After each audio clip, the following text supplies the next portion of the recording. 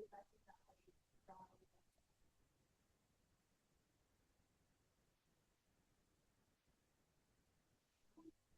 things are things that we're seeing over time. The droughts, this is one of our beaver dam analogs of one of the strong droughts. No water, no fish, no beaver, no ag, no a lot of things. So why now? Because in 2021, we had, for the first time in our valley, a set of curtailments that affected our agriculture community. And at that time, we were looking around like, this isn't really working for the fish, and it's not working for the farmers now. What can we do to help understand how to bring these things together? So we started asking around, like, is this the time to really think about some really holistic approaches? And the answer was yes. We did not actually reach out to one single person that said, this isn't a good thing, and don't go forward on anything like that. It was a resounding, yeah, we better lean into this, we better start talking about it. It's not going to be comfortable at times, but I think that from a community standpoint, I think we can get somewhere.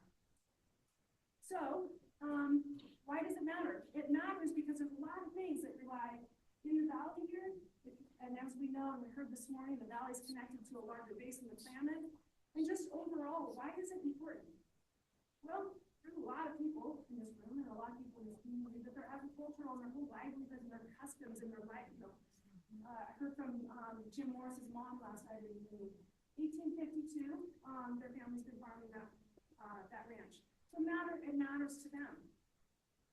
It matters to the fisheries. We have tribal members in here. We've got tribal members from the Shasta, tribal members from the Creek Tribe and the West Valley Reservation. Matters to them too. And it matters to our future generations. So with all these things, making sure that farms and fish can live simultaneously, it matters to everyone. Because our future, and this is little Rosie, this is one of our babies at our office, it matters to our kids and our grandkids. So why do we need to know, what do we need to know today? And what actions do we have to take to meet the needs of tomorrow?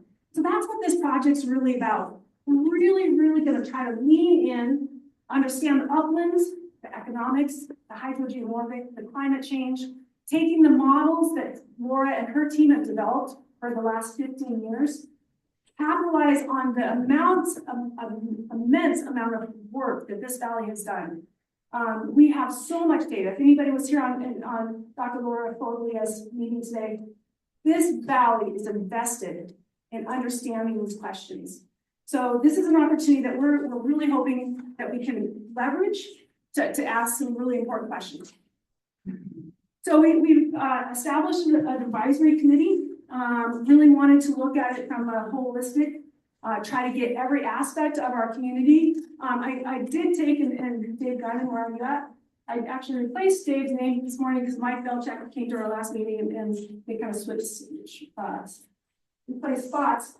But this list of people have been meeting quarterly, very engaged, adding a lot of dialogue, a lot of conversation, a lot of thought, into really deep questions about what do we need to be thinking about from a hydrogeomorphic setting, what do we need to be thinking about on the economic, and we're just at the beginning of this. We've been doing this for 2 years now, so we're not that, it's not that new, but we're not that far.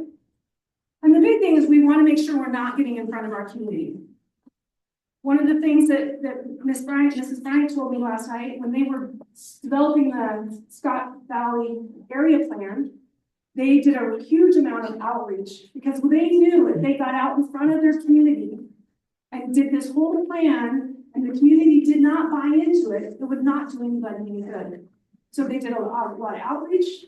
They talked and listened to their community at the time. This is back in the 70s. It's what kind of set up the Scott Valley as it is now, and it's protected some of the most sacred things about our open space that we have today. Is that very comprehensive and engagement with their community, and that's what we want to do here. We do not want to turn around in a year or 2 years and go, wait a minute, no one's here with us, and you don't want to do what we're at, what we think, and here's all our plans and our models, and this says this, and no, we want to bring people along. So I presented last year on this project.